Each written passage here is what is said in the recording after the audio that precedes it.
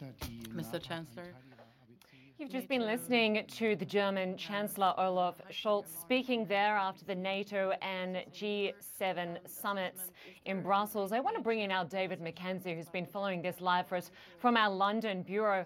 And David, we heard a lot there from the German Chancellor about energy supplies. Germany and Austria as well rely heavily on Russia for energy. We did hear from the Chancellor that they have been trying to diversify their energy supplies, but right now energy is not part of this sanctions package. Well, that's right, because Germany is heavily reliant on natural gas, coal and oil from Russia, more than 50% of their gas supplies. And the Chancellor has said several times that that is off the table because it would just have such a direct impact on Germany. He has said that him in a personal capacity over the years has called, prior to being the Chancellor, for a diversification of their energy in Germany. And nothing can be turned off quickly. He was hinting at this, that they are working quickly in Germany to try to be less reliant on Russian oil and gas.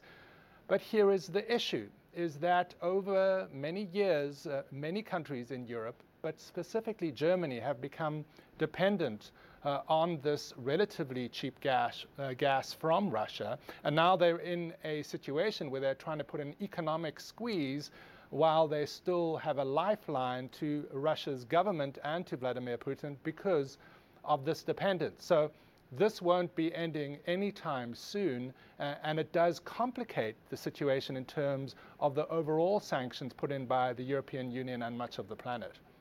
It certainly complicates the situation when it comes to unity. We've seen so much unity amongst Western leaders when it comes to sanctioning Russia.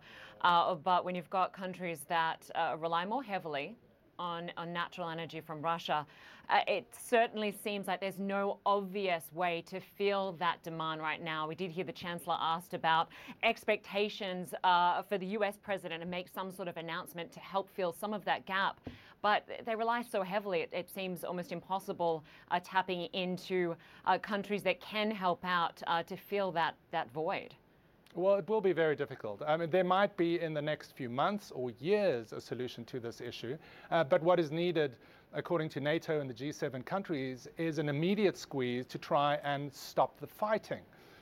And you have seen Germany in particular take a very drastic change in its overall foreign policy, and particularly its military stance in the last few weeks.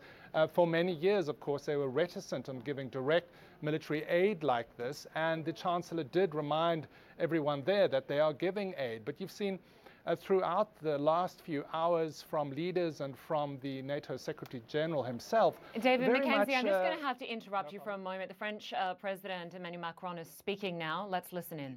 Well, avant que le Conseil européen ne se tienne. Before